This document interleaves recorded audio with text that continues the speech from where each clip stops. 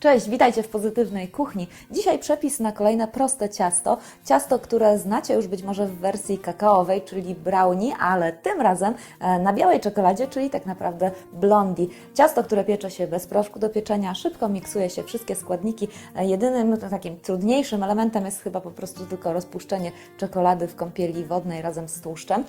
Można dodać do tego ciasta opcjonalnie orzechy włoskie albo na przykład pistacje lub tak jak ja jeszcze orzeszki ziemne. Świetnie też tutaj będą pasowały rodzynki albo żurawina lub, uwaga, daktyle dosłodzą to ciasto.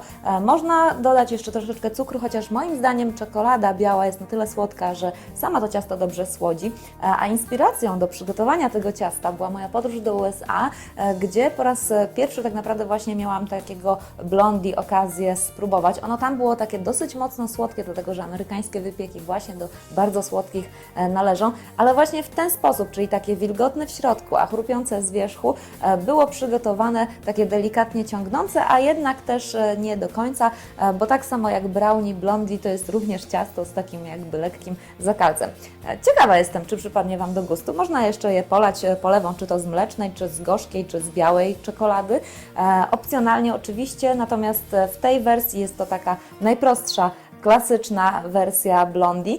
Dajcie mi znać, czy udało Wam się wypróbować i jakie dodatki wybraliście i zapraszam serdecznie też na pozytywnakuchnia.pl po więcej przepisów kulinarnych. A teraz zobaczcie, krok po kroku blondie można przygotować.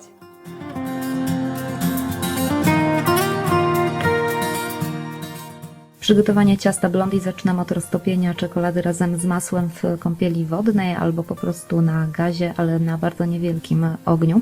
A potem całość, kiedy już delikatnie przestygnie, trzeba przelać do miski i zmiksować razem ze wszystkimi jajkami naraz. Całość miksować trzeba na dużych obrotach miksera, żeby dobrze się napowietrzyła, bo do blondie nie dodaje się, podobnie jak zresztą do brownie, proszku do pieczenia. Kiedy już jest wszystko rozmiksowane, to można dodać mąkę, można ją dosypywać partiami albo całość i na niewielkich obrotach miksera tym razem wymieszać tak, żeby połączyły się wszystkie składniki. I jeszcze na koniec bakalie i znowu miksowanie na niewielkich obrotach miksera, tak żeby bakalie rozeszły się po masie, a potem trzeba przelać całość do blaszki wyłożonej papierem do pieczenia, wstawić do lekko nagrzanego piekarnika, który wcześniej już można włączyć na czas miksowania składników i pieczenie 20-25 minut w temperaturze 220 stopni Celsjusza góra plus dół albo 200 stopni z termoobiegiem. Potem można od razu wyjąć z piekarnika, a kiedy ciasto już wystygnie, pokroić na kawałki. Mam nadzieję, że przepis przypadnie Wam do gustu. Pamiętajcie, że blondie standardowo, podobnie jak brownie, wychodzi z zakalcem i to jest prawidłowy efekt.